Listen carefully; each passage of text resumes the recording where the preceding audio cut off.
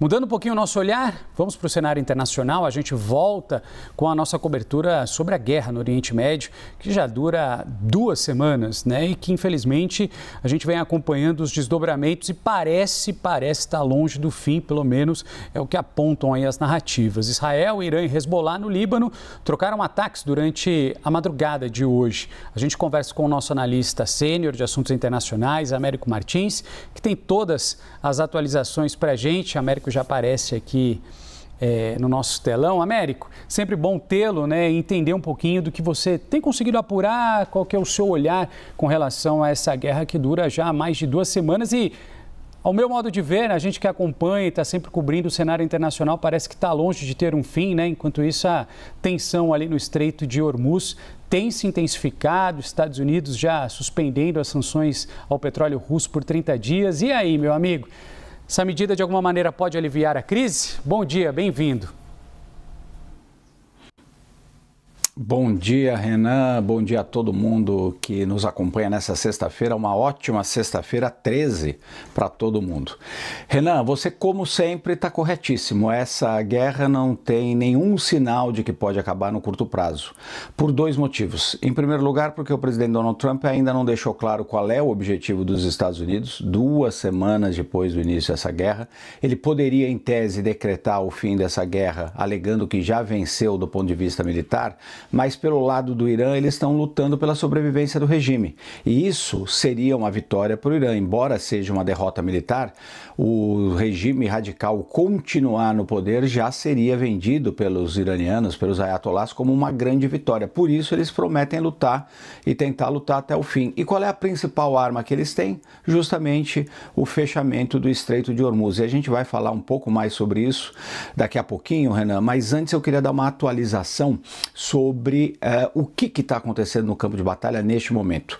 A informação mais recente é que 4 militares das Forças Armadas dos Estados Unidos foram confirmados mortos agora há pouco, depois da queda de um avião de reabastecimento, um grande avião KC-135, fabricado pela Boeing. É um avião militar que carrega combustível para transferir esse combustível em pleno ar para os caças americanos que participam do combate. É um avião que tem essa função, é basicamente um avião tanque que carrega o combustível e no próprio ar ele reabastece os caças americanos para que eles continuem nas suas missões de combate. Esse KC-135 caiu ontem, no início da noite, no horário lá do Oriente Médio, caiu no oeste do Iraque.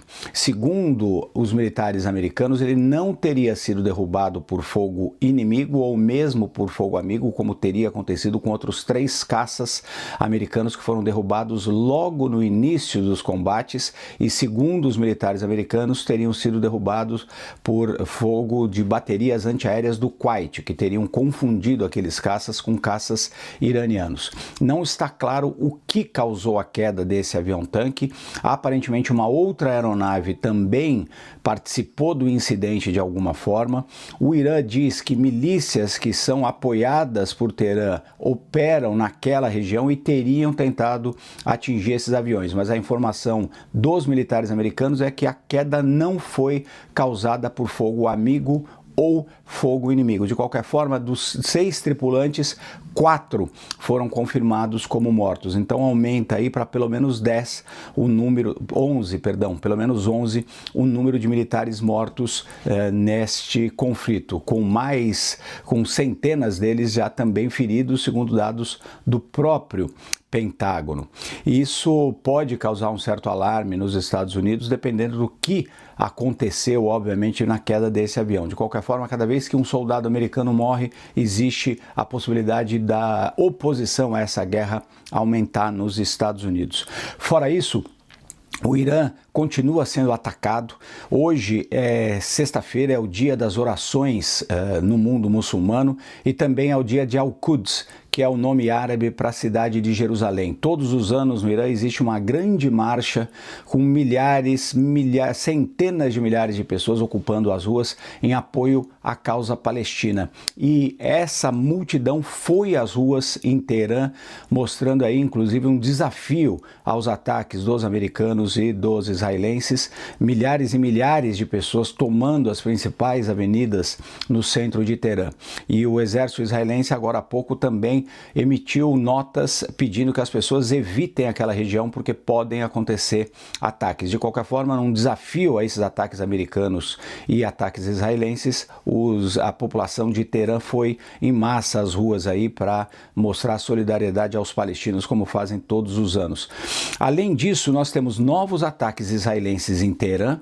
O Israel diz que lançou novos ataques em massa contra vários pontos de Teherã e outros pontos também do território iraniano. E novos ataques em Beirute. Queria chamar a atenção para isso, Renan, porque nós estamos começando a ver uma grande crise humanitária no Líbano, com mais de 800 mil pessoas deslocadas. Muitas delas abandonaram o sul do Líbano, foram para Beirute, e os ataques israelenses estão cada vez maiores na própria capital do país. Isso porque Israel acredita que essa é uma oportunidade única praticamente para tentar derrotar finalmente, do ponto de vista militar, o Hezbollah. Hezbollah que começou essas hostilidades com Israel ao lançar mísseis contra as cidades israelenses no norte do território de Israel. E os países do Golfo dizem que repeliram novos ataques israelenses contra os seus países. Inclusive a Arábia Saudita e o Bahrein teriam sido alvos de ataques iranianos hoje.